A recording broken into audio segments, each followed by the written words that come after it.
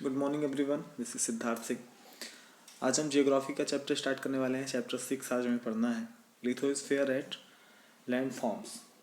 स्थल मंडल, लिथोस्फीयर को स्थल मंडल कहते हैं। और लैंड फॉर्म्स आपका हो गया स्थल और स्थलाकृतियाँ। ठीक है, कुछ पॉइंट्स आपके दिए हुए हैं, इसको हम लोग देख लेते हैं। What is lithosphere? लिथोस्फीयर स्थल मंडल क्या चीज़ है उसके बारे में। What is the structure of earth? पृथ्वी की संरचना किस तरह है। What is rock and its types? चट्टान या सैल किसे कहते हैं और इसके प्रकार क्या हैं। What are main forms of lithosphere? स्थलाकृतियों के जो मुख्य स्वरूप हैं वो कौन से हैं। What are internal forces which change land forms? पृथ्वी की जो आपकी आंतरिक शक्तियाँ हैं उससे आपके कैसे ऊपर अंदर बदलाव देखने को मिलते हैं उसके बारे में। लिथोस्फीयर को पहले हम जान लेते हैं।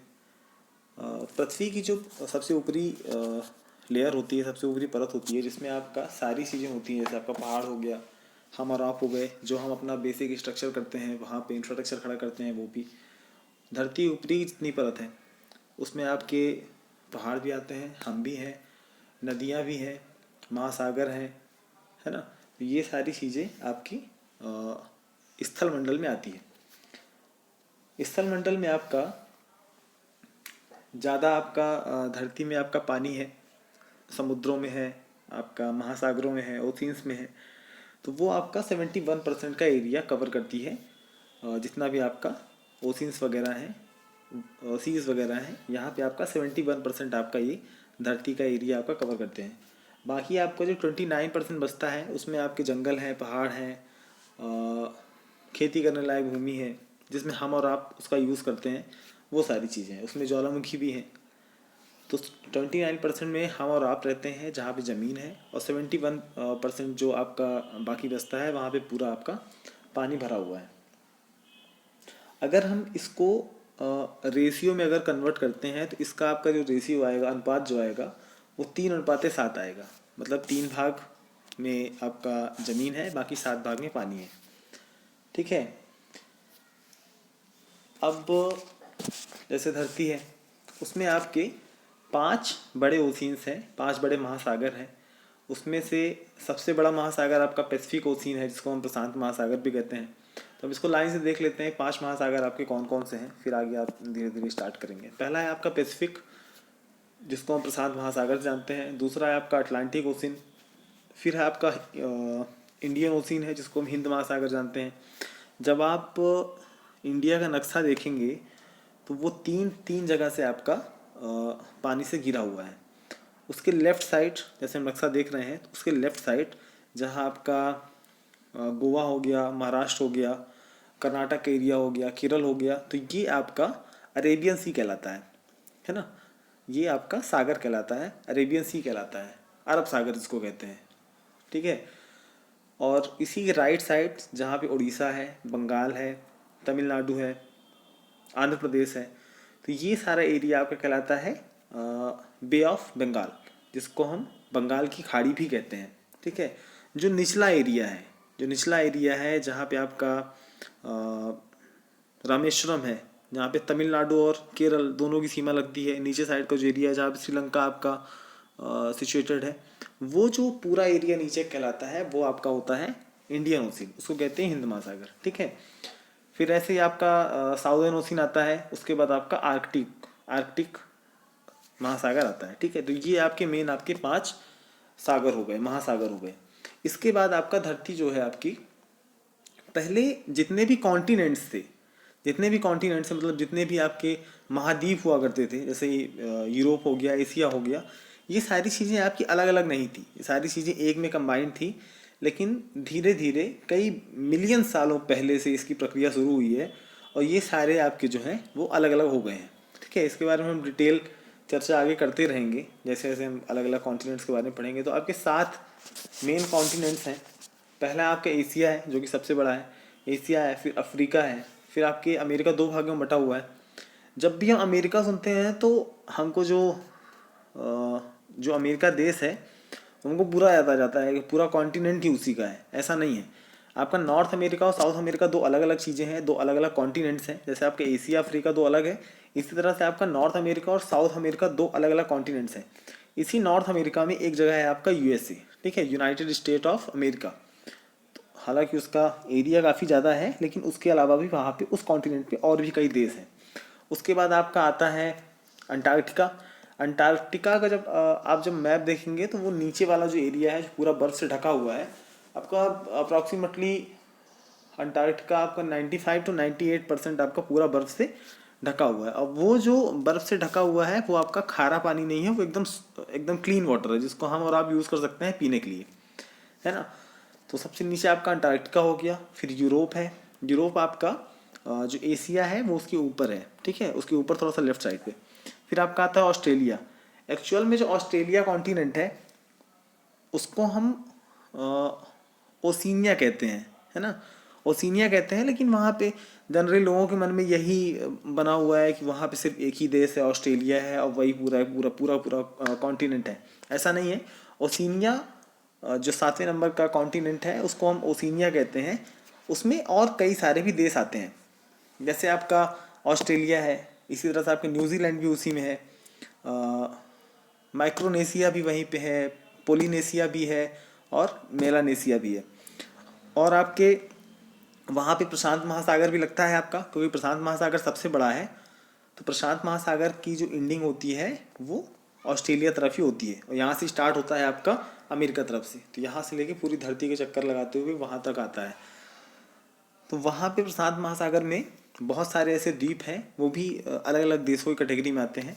तो सिर्फ वहाँ पे ऑस्ट्रेलिया नहीं है, आपका पूरा जो कॉन्टिनेंट कहलाता है वो ओशिनिया कहलाता है। लेकिन आम बोलचाल की भाषा में उसको हम 7वां कॉन्टिनेंट बना दिए ऑस्ट्रेलिया, क्योंकि ऑस्ट्रेलिया वहाँ का सबसे बड़ा देश है ना। चलिए आगे बढ़ते हैं। अब फर्स्ट पैराग्राफ से स्टार्ट करते हैं। The origin of the earth dates back to 400 billion years, and since then many changes have occurred. About 29% of the earth is surrounded by lithosphere, while 71% by hydrosphere, and both are surrounded by the cover of air. Thus, the main sphere of the earth are lithosphere, hydrosphere, and atmosphere. The lithosphere is an important part of the earth. The crust of the earth on which we live in on uh, we live is not uniform everywhere. There are big mountains, ranges, mighty rivers and valleys, and in some places extensive plains and plateaus. The outer crust of the earth where people live is called lithosphere. Changes continues to take place on the surface of the earth. There are two types of changes which are seen on the surface. First, sudden changes, and second, slow changes. Both both the above changes are caused by the activities of internal and external forces, volcanic eruptions and earthquakes. That brings about sudden changes are internal forces, while external forces consist of natural forces such as running water, wind, moving ice, and sea waves. They all change the surface slowly. आज से लगभग 400 साल पहले इस धरती का निर्माण हुआ था, है ना। उसको बिग बैंग थ्योरी बोलते हैं। एक बहुत छोटी सी जगह से बहुत छोटा सा एक एरिया था, वो अपने आप में कंप्रेस्ड हो रहा था, और फिर आपका एक बहुत बड़ा ब्लास्ट हुआ था, उसको हम बिग बैंग थ्योरी बोलते हैं। आपका स्पेस पूरा खाली है, और वहाँ पे कोई भी आपका एटमॉस्फेयर नहीं है, कोई वायुमंडल नहीं है। तो वहाँ पे जो भी सारी चीज़ें उस बिग बैंग से रन कर रही हैं, तो आज भी आगे बढ़ती चली जा रही हैं। तो आज भी जो हमारा वायुमंडल है, मतलब पूरा अंतरिक्ष है, वो आज भी एक्सपैंड हो रहा है। अप्रॉक्सीमेटली लाइट की जो स्पीड होती है वैसे एक्सपैंड होता चला जा रहा है। तो उसी टाइम पे आपका 400 बिलियन ईयर्स पहले आपका धरती का निर्माण हुआ था। धरती के आसपास आपके रॉक्स वगैरह थे, पत्थर वगैरह थी, गैसेस वगैरह थी। ये सारी चीज़ें आपस में गुरुत्वाकर्षण बल की वजह से आपस में जुड़ती चली गई, और धीरे धीरे ये जब पहले धरती बहुत गर्म थी, और वो बराबर घूम रही थी, चक्कर काट रही थी। तो ऐसे करते करते एक सर्कल शेप में, राउंड शेप में धरती पूरी आ गई। और फिर धीरे धीरे इसका निर्माण होता गया। फिर ठंडी हुई, उसके बाद धीरे धीरे यहाँ पे सारी चीज़ें होना स्टार्ट हुई। अब धरती में पानी कहाँ से आया, उसका भी एक बहुत बड़ा वो है, मिस्टीरियस है। कोई कहता है कॉमेट की वजह से आया, कुछ कोई और कारण देते हैं। तो 400 साल पहले, आपके 400 बिलियन वर्ष पहले आपका धरती का निर्माण हुआ था, है ना। इसमें आपका 29% पे आपका लिथोस्फीयर है जो स्थल मंडल कहलाता है, 71% पे आपका हाइड्रोस्फीयर है। हाइड्रोस्फीयर आपका जल मंडल को कहते हैं। जल मंडल आपका जहाँ पे सागर और महासागर हैं। और ये दोनों चीज़ें आपकी पूरा हमारा वायुमंडल से घिरा हुआ है, पूरा वायु से घिरा हुआ है। हवा है वहाँ पे, ऑक्सीजन है, कई सारी एयर्स है उसमें। ऑक्सीजन है, हाइड्रोजन है, नाइट्रोजन है, कार्बन डाइऑक्साइड है। ऐसे करते करते ओजोन है। तो बहुत सारी लेयर्स आपकी इसमें है, ठीक है। इसमें से आपका हमारे सरवाइव करने के लिए तीनों ही चीज़ ज़रूरी हैं। आपका हाइड्रोस्फीयर भी, वहाँ से हमको पानी मिल जाता है। एटमॉस्फेयर भी, क्योंकि हमको सांस लेने की ज़रूरत पड़ती है। और स्थल मंडल हमारे लिए ज़्यादा ज़रूरी इसलिए क्योंकि हम यहाँ पे रहते हैं। ये मेन पार्ट है हमारे और आपके लिए। जिस जगह में हम रहते हैं और जिस लिथोस्फीयर पे हम रहते हैं, वो सब जगह एक समान नहीं है। आप भी अपने सराउंडिंग में कई चीज़ें देखते होंगे। कहीं पे आपका मैदान है, आप वहाँ रहते हैं, तो कहीं पे आपका पहाड़ है, कहीं कई नदियाँ हैं, वैलीज़ हैं, है ना, कई नदी घाटियाँ हैं। तो आपके कहीं कहीं विशाल पठार हैं, मैदान हैं। पृथ्वी की सबसे जो बाहरी परत है जिस पे हम और आप रहते हैं, उसको स्थल मंडल कहते हैं। पृथ्वी के धरातल पे सरफेस पे बहुत सारे चेंजेस होते रहते हैं। इसके चेंजेस के दो कारण ये होते हैं, एक आपका सडन चेंजेस होता है और एक आपका धीमी गति से आपके चेंजेस होते हैं, है ना, स्लो चेंजेस होते हैं। सडन चेंजेस आपके जो होते हैं, कभी अगर सुनामी आ गई, कभी आपका भूकंप आ गया, या ज्वालामुखी का फटना, तो ये आपके सडन चेंजेस होते हैं। जो आपका स्लो चेंजेस होते हैं वो आपका रनिंग वाटर की वजह से, अब जैसे मान लो कोई नदी निकल रही है, जैसे आपका भेड़ा घाट है जबलपुर में। उस जगह पे जहाँ से जो धुआंधार आपका वाटरफॉल बना हुआ है, उसकी ऊंचाई पहले कुछ और ज़्यादा थी। लेकिन जैसे जैसे वहाँ पे नर्मदा नदी का पानी आपका लगातार बहुत ज़्यादा फोर्स के साथ बहता रहता है, तो वहाँ पे जो चट्टानें हैं, जो कर्व चट्टानें हैं, वो धीरे धीरे उसके जो पार्टिकल्स हैं चट्टान के, वो घिसते हुए चले जाते हैं और उसकी ऊंचाई आपकी धीरे धीरे घटती चली जाती है। इसी तरह से आपका विंड का है, विंड मिल्स का है, इससे भी आपके चेंजेस आते रहते हैं। अब जैसे मान के लिए विंड मिल्स के चेंजेस आप ऐसे देख सकते हैं। जैसे राजस्थान का एरिया है, राजस्थान का एरिया है, तो वहाँ पे अगर आप कभी गूगल करेंगे या फिर नेट वगैरह पे सर्च करेंगे, देखेंगे, तो वहाँ पे आपको ये चीज़ देखने को मिलेगी कि एक रात पहले या आज शाम को जो वहाँ पे सैंड ड्यून्स था, सैंड ड्यून्स मतलब जो रेत का पहाड़ था बड़ा सा, आप उसको अगले दिन देखेंगे तो वहाँ पे वो चीज़ नहीं मिलेगी। वो सैंड ड्यून्स आपका कहीं और बन जाता है। तो ये आपका विंड मिल की वजह से होता है। मूविंग आइस और सी वेव्स की वजह से भी होता है। सी वेव्स की वजह से जो आपका हाई टाइड्स वगैरह आती हैं, हाई टाइड्स लो टाइड्स आती हैं, जिसको हम ज्वार भाटा भी कहते हैं। मूविंग आइस की वजह से, जैसे मान चलिए जो अंटार्कटिका वगैरह का एरिया है, वहाँ पे धीरे धीरे वहाँ की बर्फ़ पिघल रही है ना। बर्फ़ वहाँ से टूटती है, वो कहीं और जाके टिक जाती है, या फिर समुद्र के बीच में चली जाती है, बह जाती है, पिघल जाती है। तो उसकी वजह से आपका मूविंग आइस की वजह से अंटार्कटिका आपका इंक्रीज भी होता है, इंक्रीमेंट भी होता है उसमें, और डिक्रीज भी होता है ना। सी वेव्स की वजह से आपका, सी वेव्स में आपको उदाहरण ये दिया जा सकता है कि जो समुद्र का या नदी का किनारा होता है, वो हर साल बाढ़ आने पे, या फिर आपका जो प्रॉपर आपका पानी बहता रहता है, तो अगल बगल की जो मिट्टियाँ होती हैं वो बहती चली जाती हैं। अब वो मिट्टी जहाँ यहाँ से अगर बही है, यहाँ से उसका किनारा कटा है, तो कहीं ना कहीं वो मिट्टी आपकी दोबारा किसी न किसी किनारे पे लग जाती है। तो कहीं का किनारा बढ़ जाता है, कहीं का किनारा घट जाता है। तो ये आपका सी वेव्स या रिवर वेव्स की वजह से होता है ना। और ये आपका धीरे धीरे, इससे आपका सडन चेंज होता नहीं है, धीरे धीरे ये चीज़ें सारी होती हैं। तो ऐसे आप आगे पढ़ेंगे रिफ्ट वैली का। तो रिफ्ट वैली में रोल ये होता है कि जैसे एक सरफेस है, काफ़ी बड़ा एरिया है, उस सरफेस पे जब नदी आपकी बहुत तेज़ी से बहती है तो सरफेस का जो बीच वाला एरिया होता है, बीच वाला जो एरिया होता है वो धंसना स्टार्ट कर देता है ना। मान लीजिए कि एक अच्छा बड़ा मैदान है, ठीक है, अच्छा बड़ा चट्टान का मैदान है।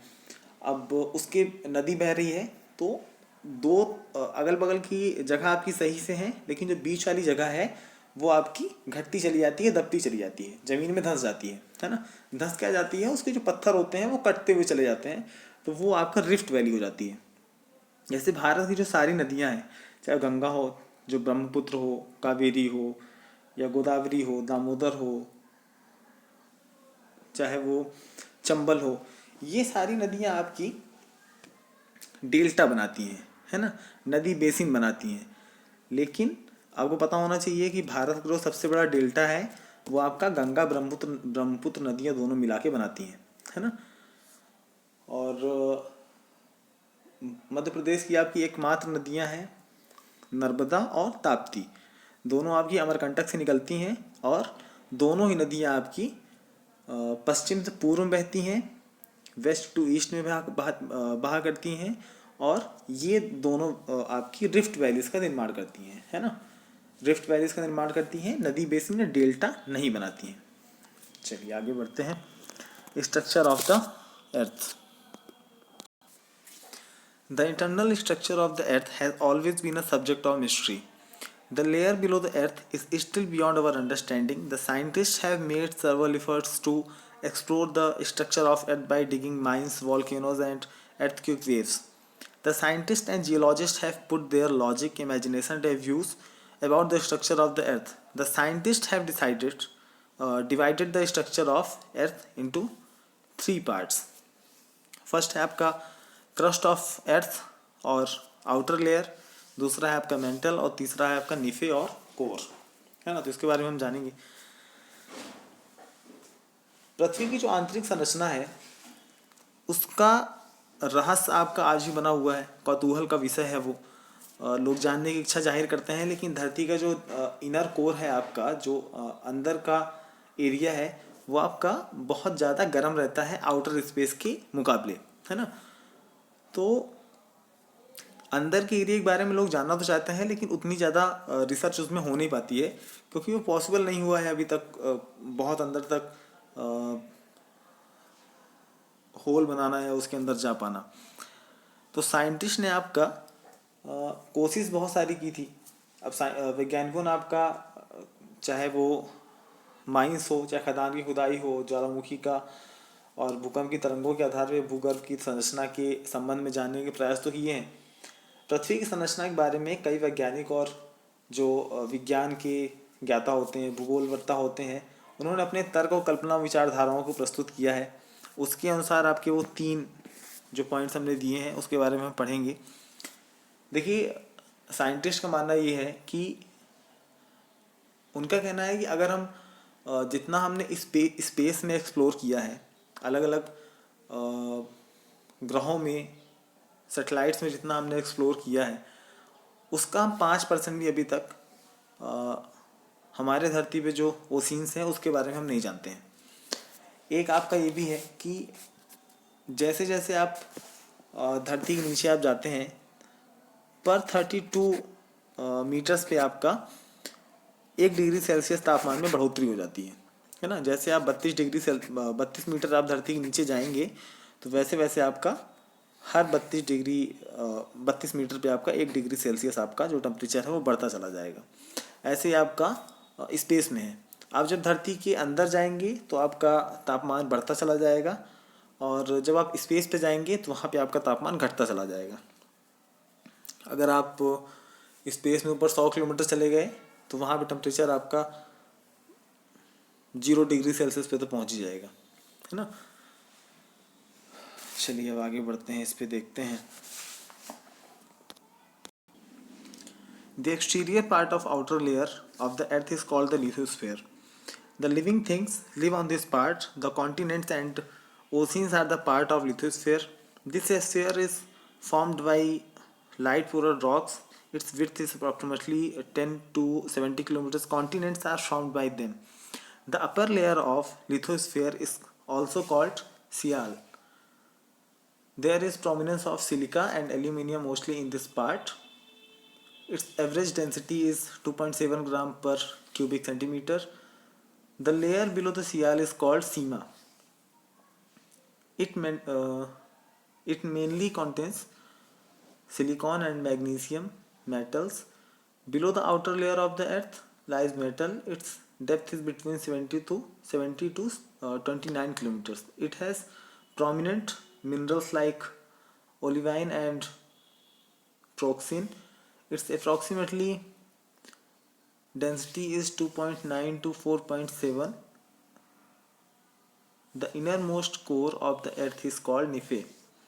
It is also called metallic core. It is composed of ferrium and nickel. It has highest weight and density. Its approximately density is 13.0. This part extends from the depth of 2900 kilometers to 6400 kilometers, lying in the inner core of the earth. The temperature inside the earth increases with depth. The temperature increases at the rate of 1 degree Celsius for every 32 meter depth. However, despite high pressure, internal rocks and metals do not melt but remain solid. It is all due to the pressure of outer layers. पृथ्वी की सबसे बाहरी उड़ती परत को हम लोग स्थल मंडल कहते हैं। इसी पे हम और आप जितने भी जीवित प्राणी होते हैं या जंगल पहाड़ होते हैं सब इसी में होते हैं। महाद्वीप और जो महासागर होते हैं, कॉन्टिनेंट्स और ओशियंस भी आपके स्थल मंडल का ही भाग होते हैं। ये मंडल आपकी जो स्थल मंडल होता है ये आपकी हल्की जलज चट्टानों से बना हुआ होता है। इसकी जो मोटाई होती है वो लगभग 10 से 70 किलोमीटर की लगभग होती है। लेकिन ये जो मोटाई होती है वो स्थल मंडल पे अलग होती है और महासागरों में इसकी मोटाई आपकी अलग होती है। एक अनुमान ये माना जाता है कि इसकी जो औसत मोटाई है वो 30 किलोमीटर मानी जाती है। लेकिन और भी कई सारे जो स्रोत हैं, क्योंकि इसमें जितने भी वैज्ञानिक हैं उनकी सबकी एक राय नहीं है। वो सब के सब एक ही चीज़ नहीं मानते हैं कि हाँ की मोटाई 70 से 80 किलोमीटर के बीच में है कि 10 से 70 किलोमीटर के बीच में। हर एक वैज्ञानिक का अपना एक अलग मत होता है, क्योंकि अभी इतनी ज़्यादा इस पर रिसर्च हुई नहीं है। क्योंकि इसका जो टेम्परेचर का मामला होता है ना, वो टेम्परेचर आपका ऊपर नीचे होता रहता है। अब जैसे आपका टेम्परेचर आप देख लीजिए कि जो पहला 100 किलोमीटर गहराई का जो टेम्परेचर होता है, जैसे हमने पढ़ा था ना, हर 32 मीटर पे आपका 1 डिग्री सेल्सियस का तापमान बढ़ता जाता है। लेकिन जैसे जैसे आपकी गहराई बढ़ती जाती है इसके तापमान का, टेम्परेचर का जो रेशियो है वो भी बढ़ता जाता है। जैसे आपका हम अगर नीचे 100 किलोमीटर जाते हैं तो पहली 100 किलोमीटर की जो गहराई होती है उसका जो टेम्परेचर होता है वो 1100 से 1200 सेंटीग्रेड तक हो जाता है ना। 1100 सेल्सियस टू 1200 सेल्सियस तक आपका तापमान बढ़ जाता है। और जब हम 400 किलोमीटर की गहराई पे जाते हैं तब इसका तापमान आपका 1500 डिग्री सेल्सियस हो जाता है। जब हम 700 किलोमीटर की गहराई पे जाते हैं तब ये 1900 सेंटीग्रेड के तापमान के लगभग आपका पहुंच जाता है। तो इस अब जहाँ पे आपका 2000 डिग्री सेल्सियस आपका होगा, सेंटीग्रेड होगा, अब वहाँ तक खुदाई करना वो पॉसिबल नहीं है। हमारे पास ऐसे कोई इतने हैवी मटेरियल्स नहीं है। तो अलग अलग आपकी जगह पे गहराई और मोटाई होती है। कुछ जगहों पे ये भी बताया जाता है कि जो क्रस्ट होता है, जो स्थल मंडल होता है, उसकी मोटाई आपकी लगभग 100 किलोमीटर बताई जाती है ना। और महाद्वीप में मतलब कॉन्टिनेंट्स में इसकी मोटाई आपकी 50 किलोमीटर होती है और महासागरों में इसकी मोटाई आपकी 5 किलोमीटर होती है। एक एवरेज के हिसाब से देखा जाए तो हम जहाँ रहते हैं स्थल मंडल में, लिथोस्फीयर पे, वहाँ पे जो इसकी मोटाई होती है वो लगभग 50 किलोमीटर के एवरेज पे होती है, मतलब 50 किलोमीटर की मोटाई होती है। और जो महासागर होते हैं, ओशियंस होते हैं, क्योंकि उसमें ऑलरेडी आपका पानी भरा होता है, काफ़ी गहराई पे भी होता है, तो वहाँ का जो एवरेज निकाला जाता है वो ये कहते हैं कि 5 किलोमीटर की आपकी मोटाई होती है ना। उसके बाद आपका दूसरा पार्ट स्टार्ट हो जाता है। चलिए आगे बढ़ते हैं। तो स्थल मंडल की जो ऊपरी परत होती है, जो लिथोस्फीयर की जो आपकी ऊपरी परत होती है, उसको हम सियाल कहते हैं। इसमें आपका जो धातुएं मिलती हैं उसमें आपका सिलिका और एल्यूमिनियम, दो धातुएं आपकी सबसे ज़्यादा मिलती हैं। इसका जो औसत घनत्व है डेंसिटी है वो 2.7 ग्राम प्रति घन सेंटीमीटर है ना। सियाल के बाद जो आपकी दूसरी परत पड़ती है उसको हम सीमा कहते हैं। इसमें आपका जो धातु मिलती है उसमें सिलिका और मैग्नीशियम धातुओं की अधिकता होती है। इसको आप नोट करते जाइएगा, नहीं तो ये चीज़ें याद नहीं होती हैं जल्दी, है ना। कॉपी पेन लीजिएगा और इसको नोट करते जाइएगा कि सियाल में किसकी किसकी प्रधानता होती है, प्रमुखता होती है, या सीमा में किसकी प्रधानता होती है ना। इसको आप लोग नोट करते जाइए, याद करने में आसानी होगी। तो सियाल में आपकी सिलिका और एल्यूमिनियम धातुएं ज़्यादा मिलती हैं। सीमा में आपका सिलिका और मैग्नीशियम धातु आपकी ज़्यादा मिलती हैं। इसके बाद जो लेयर आती है उसको हम कहते हैं मेंटल, ठीक है। इसकी जो गहराई होती है वो 70 किलोमीटर टू 2900 किलोमीटर तक की होती है। मेंटल की गहराई कितनी होती है? 70 किलोमीटर से लेके 2900 किलोमीटर तक, है ना। इसमें आपका ओलिवाइन और पायरोक्सिन जो खनिज होते हैं उनकी प्रधानता होती है। इसके नीचे पृथ्वी का क्रोड होता है जिसको हम निफे कहते हैं। इसे धात्विक क्रोड भी कहते हैं। इसमें मेटल्स आपके बहुत ज़्यादा मिलते हैं। इसमें लोहा निकल भी ज़्यादा मिलता है, क्योंकि क्रोड आपका बना ही होता है लोहा और जो निकल होता है उसी से मेनली बना ही होता है। सबसे ज़्यादा घना तो आपका लोहा निकल का ही होता है क्रोड के अंदर। इसमें फेरियम और निकल की प्रधानता होती है। इसका भार और घनत्व सबसे ज़्यादा होता है। जो क्रोड का भार और घनत्व होता है वो सबसे ज़्यादा होता है। इसका जो औसत घनत्व होता है वो 13.0 से होता है। ये भाग आपका क्रोड का जो भाग होता है, क्रोड या निफे, मेंटल के बाद आता है। इसकी गहराई आपकी 2900 से लेके 6400 किलोमीटर तक होती है। 2900 किलोमीटर से लेके 6400 किलोमीटर तक की इसकी गहराई होती है। मतलब पृथ्वी का जो आंतरिक केंद्र है, जो सेंटर है आपका पृथ्वी का, वहाँ तक फैला हुआ है। गहराई के साथ पृथ्वी के आंतरिक भाग का तापमान भी बढ़ता जाता है ना। तो वो आपको पता है 32 मीटर पे आपका 1 डिग्री सेल्सियस के तापमान से आदमी बढ़ता है। पृथ्वी के आंतरिक भाग में तापमान की अधिकता होने के बावजूद जो अंदर की चट्टानें होती हैं और धातुएं होती हैं वो पिघलती नहीं हैं, ठोस बनी रहती हैं। अब आप सोच रहे होंगे कि 2-2000 सेंटीग्रेड पे भी धातुएं पिघल नहीं रही हैं, 3-3000 सेंटीग्रेड पे भी धातुएं पिघल नहीं रही हैं, ये ठोस क्यों रहती हैं? ठोस इसलिए रहती हैं क्योंकि पूरी पृथ्वी का जो भार होता है, जो पूरा दबाव होता है, प्रेशर होता है, ये जो पृथ्वी का कोर है, सेंटर है, क्रोड है, उस पर पड़ता है। इस वजह से वो लिक्विड फॉर्म पे नहीं रहता है, हार्ड फॉर्म पे रहते हैं। ओके, आगे बढ़ते हैं रॉक्स के ऊपर। रॉक्स आपकी, इसको चट्टान या शैल कहते हैं, है ना। All the substance which form the crust of earth are called rocks. The word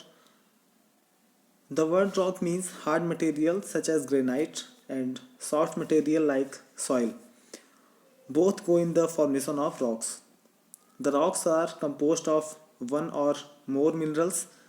There are three types of rocks as per formation: igneous rocks, sedimentary rocks and metamorphic rocks. पहला है आपका igneous rocks है। igneous rocks को हम आग्नेय चट्टान भी कहते हैं, है ना। इसको हम देख लेते हैं। These rocks are the primary rocks of the earth crust. These rocks, इसके पहले उसको हम समझा देते हैं ना, all the substance वाला।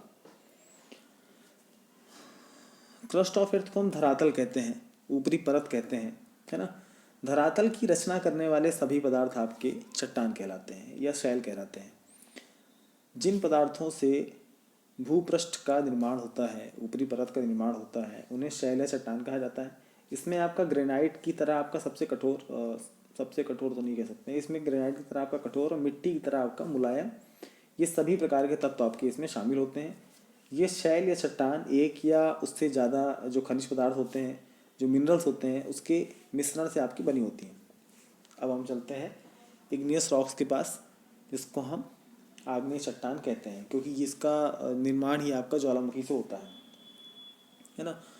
These rocks are the primary rocks of the earth crust. These rocks are formed by the hot molten rock material in the internal part of the earth. When this molten matter cools and hardens in and on the crust, it forms a rock known as igneous rock. When the molten matter when the molten matter cools slowly, it forms igneous rocks known as granite. The granite is commonly used as a building material. Sometimes the molten material comes out of the hole of crack in the earth's surface. It then cools quickly and forms a rock known as basalt. It is a dark colored, hard and heavy igneous rock. It is used for constructions road. चलिए इसको समझ लेते हैं. आग्नेय चट्टान आपकी धरती की प्राथमिक चट्टानें होती हैं, है ना, क्योंकि जब आपका धरती का निर्माण हुआ था तो सबसे पहले आपकी यही चट्टानें आपकी आई थी, है ना. धरती की सबसे पहली चट्टान बनी थी वो यही बनी थी. इन्हें प्राथमिक चट्टान या शैल कहते हैं. ये चट्टान आपकी पृथ्वी के इनर आंतरिक भाग से, इनर सरफेस से आपकी पिघले पदार्थों के रूप में आपकी बाहर आती हैं. उसके बाद जल्दी आपकी ठंडी हो जाती हैं और कठोर होना स्टार्ट हो जाती हैं. भूपृष्ठ के नीचे बहुत ज़्यादा गर्म और पिघला जो पदार्थ होता है, इसको हम लावा कहते हैं, वो आपका धरती के ऊपर आता है और जल्दी ठंडा होकर कठोर हो जाता है.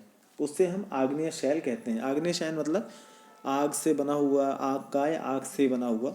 तो जैसे ज्वालामुखी फटता है तो उसके बाद आपका जो लावा निकलता है वो एकदम लिक्विड फॉर्म पे होता है, एकदम आग आग ही रहता है.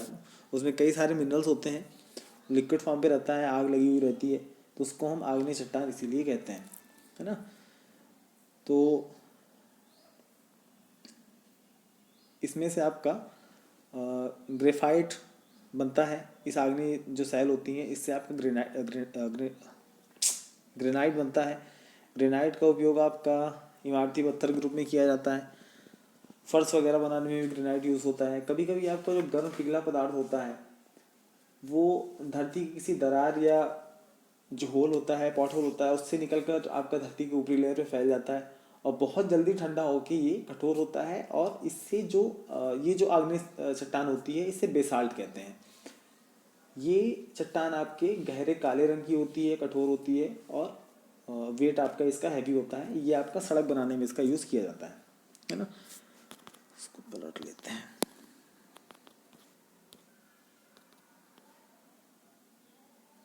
सेकंड है आपका सेडिमेंट्री रॉक. सेडिमेंट्री रॉक को हम कहते हैं अवसादी चट्टान, है ना. इसमें जीवाश्म वगैरह मिलते हैं. The pebbles, tiny pieces of stones, fossils which are being carried by water, air and snow are stored in layers on land or under sea bottom. Such assembled substance are called sediments. These layers of sediments which when under pressure and heat hardens to form sedimentary or rock with layers.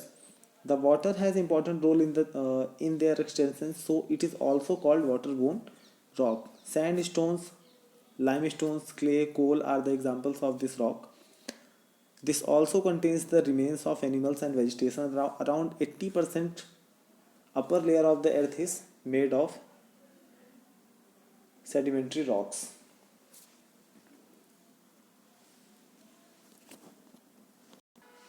अवसादी चट्टानें आपकी जो igneous आपकी जो rock होती है और जो रूपांतरित चट्टानें होती हैं, मतलब पहले कुछ और थी, फिर कई सालों के बाद दबाव की वजह से, प्रेशर की वजह से वो कुछ और पे बन जाती हैं. तो ये जो दो चट्टानें होती हैं इनका जब क्षरण होता है, जैसे कोई पहाड़ है, उस पहाड़ से जो रेत मिट्टी उड़ती है या उसका धीरे धीरे झरना स्टार्ट होता है, तो वो सारी चीज़ें होती हैं वो पानी, हवा या बर्फ़ वगैरह हिम द्वारा जो बहा कर लाए, उसके द्वारा जो बहती हैं, पानी वगैरह जो बहा के लाते हैं, जो कंकड़ होते हैं छोटे वगैरह, छोटे छोटे पत्थर होते हैं और जीवाश्म होते हैं. इसमें जीवाश्म का मतलब होता है जो आपका पेट्रोलियम वगैरह होता है, खनिज पदार्थ जो भी होते हैं, जो भी जलते हैं, जिसको हम फ्यूल के तौर पे यूज़ कर सकते हैं, वो आपके जीवाश्म होते हैं. तो ये सारी चीज़ें आपकी पृथ्वी की अपर लेयर में या फिर जो समुद्र तल होता है, समुद्र होता है, इसमें आप देख सकते हैं फोटो पे आपको जो समुद्र बना हुआ है उसके नीचे आपका पानी के नीचे ये चीज़ें आपकी जमती चली जाती हैं, है ना। तो पहाड़ भी है, फिर वहाँ से आपका चाहे इसको पहाड़ समझ लो, चाहे नदी समझ लो, या फिर समुद्र समझ लो, ऊपर से आपकी चीज़ें बहती बहती नीचे तक आपकी आती हैं, है ना। तो ये सारी चीज़ें आती हैं और समुद्र तल के नीचे या तो जमा हो जाती हैं या फिर पृथ्वी के किनारे कहीं भी जमा हो जाती हैं। यही अवसाद की परतें आपकी गर्मी और दबाव के कारण आपकी हीट और प्रेशर की वजह से कठोर होनी स्टार्ट हो जाती हैं, और इन्हें अवसादी या परतदार चट्टानें आपकी कहते हैं। इसके निर्माण में जो पानी की भूमिका आपकी सबसे ज़्यादा होती है, इसीलिए इसे आपका जलज चट्टान भी कहा जाता है ना।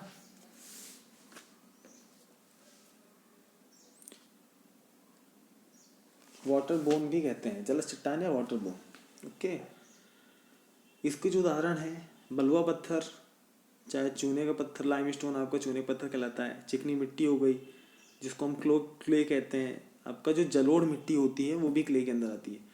कोयला भी आपका इसी का उदाहरण है। इसमें आपका जो भी जीव जंतु होते हैं और जो वनस्पतियाँ होती हैं, पेड़ पौधे होते हैं, जंगल होते हैं, उसके भी अवशेष इसमें पाए जाते हैं।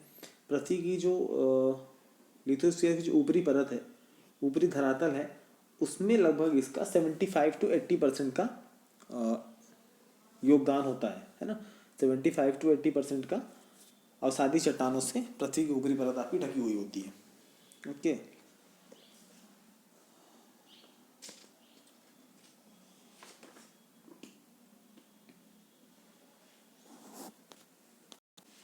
मेटामॉर्फिक चट्टान को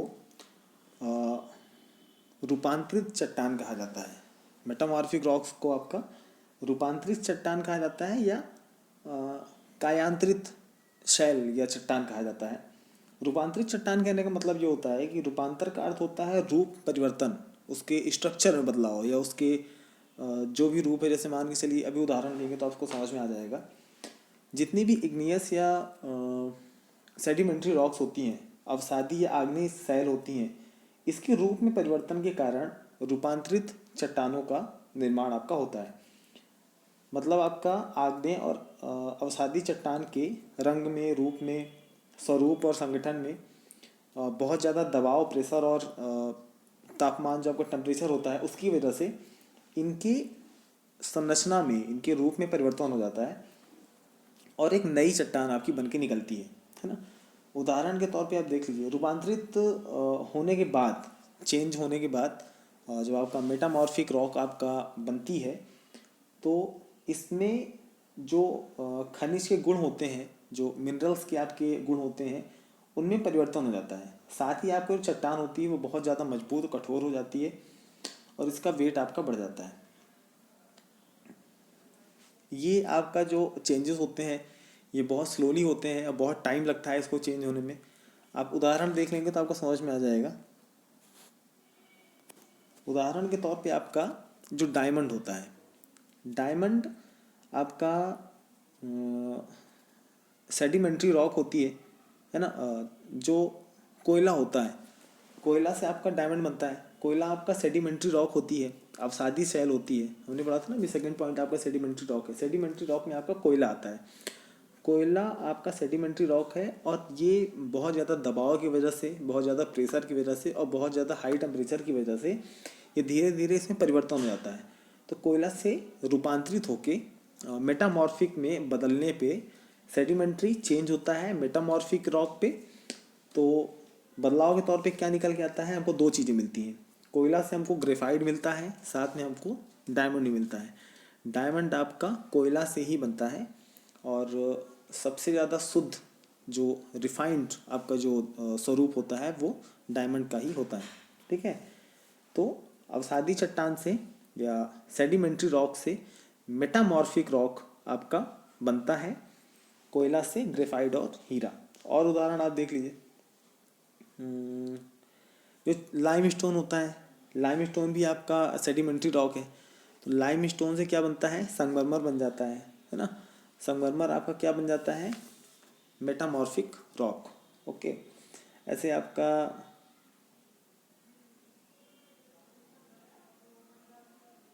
ग्रेनाइट होता है। ग्रेनाइट आपका इग्नियस रॉक है, आग्नेय चट्टान है, तो वो बन जाती है नीस। नीस में उसका चेंज होता है, तो नीस आपका क्या कहलाता है, मेटामॉर्फिक रॉक। ठीक है, तो जो ऊपर की दोनों रॉक हैं, इग्नियस रॉक और सेडिमेंट्री रॉक, इन दोनों में समय के साथ जब प्रेशर और हाई टेम्परेचर लगता है तो ये कई हजार साल बाद, ऐसे नहीं कि आप रख दिए ले जाके पत्थर नीचे और 2 दिन बाद निकालो तो हीरा बन गया, ऐसा नहीं होता है। कई हजार साल बाद, कई लाखों साल बाद इसके टेम्परेचर में चेंज आता है, इसके स्वरूप में चेंज आता है, तब ये ऊपर वाली जो 2 रॉक्स होती हैं वो बनती हैं मेटामॉर्फिक रॉक। ओके, चलिए अब आगे बढ़ते हैं लैंड फॉर्म्स पे। अब इसको यहीं रोकते हैं, अगली वीडियो में हम बाकी आपको समझाएंगे। ठीक है।